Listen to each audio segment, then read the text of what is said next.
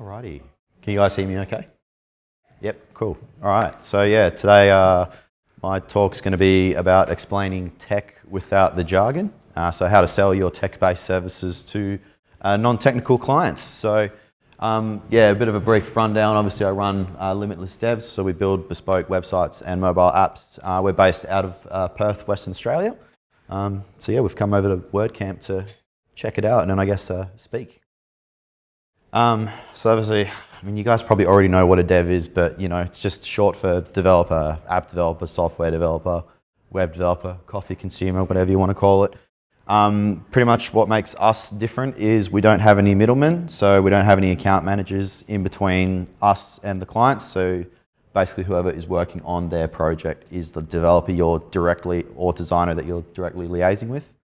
We're 100% Perth-based, but we do have obviously some clients on the East Coast as well.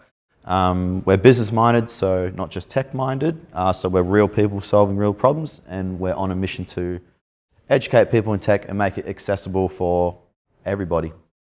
So yeah, obviously what we do and why. So we basically just streamline or help businesses streamline their workflows, automate manual tasks, and just bring those ideas to life. We turn confusing tech into simple, powerful tools that your team and customers actually love to use.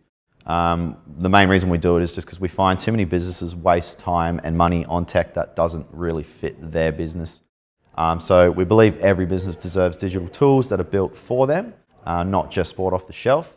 And we just simply love seeing ideas come to life, helping people gain back time, freedom and growth. So I think you can pretty much get the gist that I essentially sell businesses time back, which I feel like is something that's a pretty hot topic today. Everyone wants to buy time back. So I think this is kind of how you can leverage your tech-based services to essentially sell more.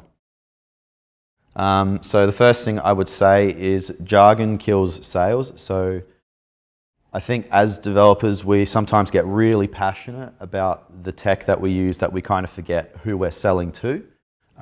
So one of the biggest mistakes I see is you know, people relying too heavily on technical jargon, I suppose. So we'll say things like WordPress, Next.js, Supabase as self-certificates, assuming that the client understands. But obviously that just doesn't really translate well to them. So most clients honestly just want to know how you can help them. Speak in benefits, not features. So features basically equals confusion and benefits equal conversion. So instead of saying, I build WordPress sites with custom integrations, instead try saying, I help businesses generate more leads through websites that attract and convert customers. Instead of saying, I develop custom apps, try saying, I create solutions that eliminate repetitive work, saving your business time each week. Clients just basically care about the outcome. So reframe your services in terms of what your work does for their business. So clients don't want a website, they want customers. Identify their pain points. This is a big one. So you want to sell the cure, not the code. You got to ask those sort of questions like, what's frustrating them in business on a day-to-day basis? Are they losing customers as a result? Are they just wasting too much time on manual repetitive tasks? Are they complaining about the systems that they use in their business, or are their staff complaining about it? That's a really big one too, because what a lot of people don't realize is having bad systems or programs in a business can actually kind of deter employment rates. And what I mean by that is if staff feel frustrated that they're working with something that's outdated or mundane, you know, they're going to probably not want to stick around for that long because it's just frustrating for them. So identifying those pain points really goes not only beyond the business to the client, but also internally. And they kind of have to both work well together to make that, really bring that product to life. So position yourself as someone that solves those specific issues, not just a builder of tech. Education is key. This is huge to me because doing nothing actually costs more. So what I mean by that is sometimes clients don't realize that if they don't do anything about it, it's actually going to cost them more in the long run. So example, we had one client that we quoted a couple of years ago. It was about a 30 grand job. And they were like, you know, it's a bit much. We'll come back to it. We'll have a think about it. And then literally 2 years later, they came back and wanted to have the conversation again. But by this time, they told me they had already spent probably double that in admin time. So, do the math and relay that information to them. Educate clients on good software being an investment, not an expense. So what I actually do in my proposals is I purposely call it investment total when I'm mentioning price. I don't call it cost because it makes it sound inconvenient. So just try reframe the wording to make it sound like if you invest in this, this is going to make your business thrive. Again, do the math. So use some real numbers, show the ROI, then reduce that risk. Say 40 hours a week at $120 an hour, that's $20K a month that client's wasted. Offer an MVP or minimum viable product to solve one or two key pain points first. So this creates not only low risk, but a high impact sort of straight off the bat. And then show a case study or testimonial, like a clear before and after of what you actually did. And then it really hardens and showcases the results that your services did for them. So this is actually from one of my proposals, so I just thought I'd share it here. It's a real world example. So what I did in this case is I actually put an ROI section into my proposal. That way the client can see if they get so many users on the platform after, say, as little as 9 months, they can basically make all their money back. So try show them concrete examples like that because it speaks to them a lot more than what tech you've used in your project. This is another one. So the first one I did it based on a subscription model. So this is like showing them that if they spent a monthly basis, that this is how much they can make. And then I just did the same example, but for a commission model. So you're showing them a different couple ways to make that money back as well, not just giving them one sole solution. And it kind of also showcases that you're thinking outside the box for them.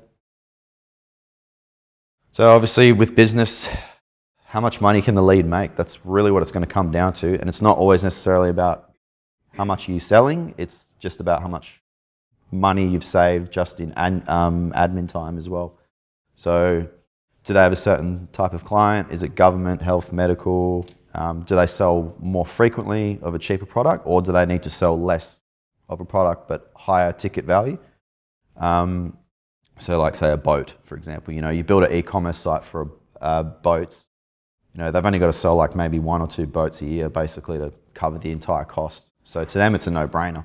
And that's the kind of scenarios that you want to create for them when you're quoting their work.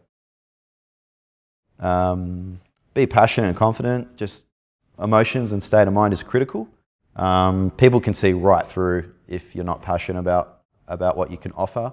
And I think a good sort of thing I like to do is I try to go into meetings with the good mindset and feeling positive because it like basically hypes up the client. And it always works. Practice your pitch first. So just talk to someone that you know and trust and can give you that honest feedback. So I think that really helps. Be confident in what you're selling, and really hot tip, and I'm not even exaggerating when I say this, ever since I've started using Loom to record me running through my proposals with the client, it's pretty much been 100% conversion rate since I've started doing that. So highly recommend you do that as well. It really works because it actually showcases that you're explaining what you're selling them rather than just you giving them the proposal and expecting them to kind of understand it on their own. So to recap, just translate, solve, and deliver. So just speak their language in business benefits, identify those pain points, demonstrate some return on investment, and just map out that journey. So you don't have to build the biggest and baddest thing straight off the bat. You can always start with something smaller, proof of concept, and then get their trust that way because you'll be providing that value really early on. And then they're going to be more inclined to spend money with you anyway. If you like this presentation, I've actually started a YouTube channel not long ago. So I'm going to be basically putting tips on how to help developers out with this kind of stuff in terms of like helping them sell their services more, helping business owners in tech as well. So if they're trying to find out, basically if they're coming to scenarios like in this proposal, for example, those are the sort of tips I want to be sharing. So you'll have it from the developer perspective, but also the business owner's perspective, which I think it's good to have both. So yeah, if you like that, go check that out. I've got a few videos up now, and I'll probably continue to do so. Otherwise, questions, or we can just grab a coffee. Yeah, that's pretty much it.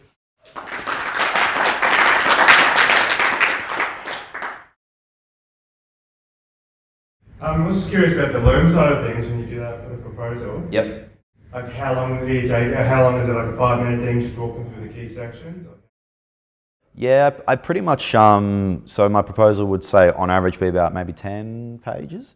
So what I would do is I won't read kind of every single line and read it word to word, but I'll take key points from it and basically break it down into, so if we're talking about like one of the development phases, for example, in there it would probably sound a bit more techy, but when you're actually explaining what's being done in that process, it's broken down into a language they understand, if that makes sense. So basically just key points. Yeah, for sure. I'm always a little bit in fear of pushing that out there. And I guess a live example for me is we built an e-commerce website for a lady who sells Australian-made dresses.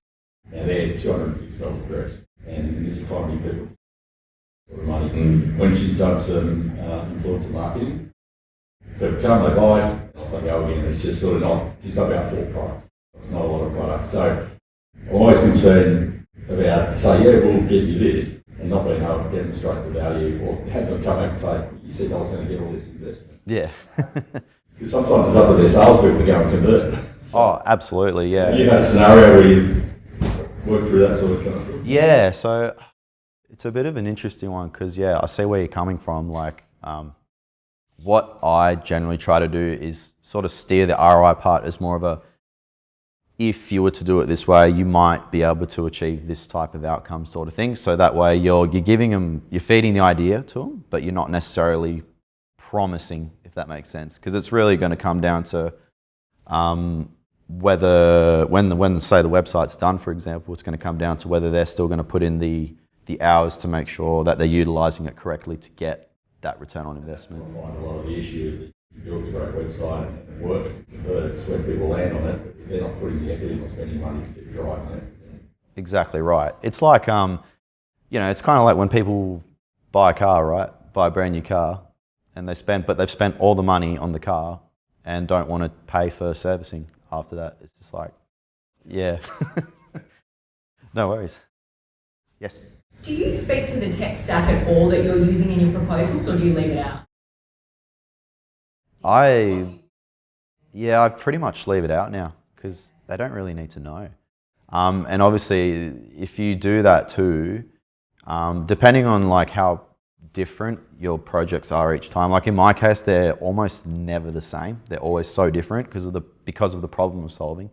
So I don't like to lock down a specific tech stack, mainly because in case I think there's another one that's a better approach for this specific use case. Yeah, exactly. Any other questions? What do you do when someone comes to you and says, I want to be on someone comes on I generally just ask the simple question of why. Like, why do you need that? Good example of that. So one of my clients, he runs a old school Subaru specialist business, and I built him a WordPress site a couple of years ago, so it's still relatively new. And he's telling me about Shopify. He's like, I want to start selling my products online. So he's like automatically thinking Shopify because somebody's eavesdropped it or something, I suppose, and thought, yeah, that's the best platform. And I'm not saying they're wrong, but I'm also thinking in this case, he's still got good foundations for his website. His SEO kills it. So I'm like, do we really want to spend 3 times the amount it will cost just to slap WooCommerce on the website instead when we're essentially going to get the same outcome, if not better? So I just basically sold him a WooCommerce integration into the website instead of going like a full-blown Shopify build, because probably over-engineering in his case. Yeah. I think that's a good way to ask the question. So, what platforms have you heard of and what have you heard about them? Yeah. Because, sometimes that marketing of Shopify gets out there and they don't realise the cost into running those. Absolutely. And I find too that there's certain people that will get so fixated on The idea of like, oh, if they're not using this specific framework, then they're not good at their job, sort of thing. And it's like, but everything is so different that it's like sometimes one tech stack just can't do absolutely everything. And I think that's where we need to be pretty flexible too, in terms of offering those different solutions.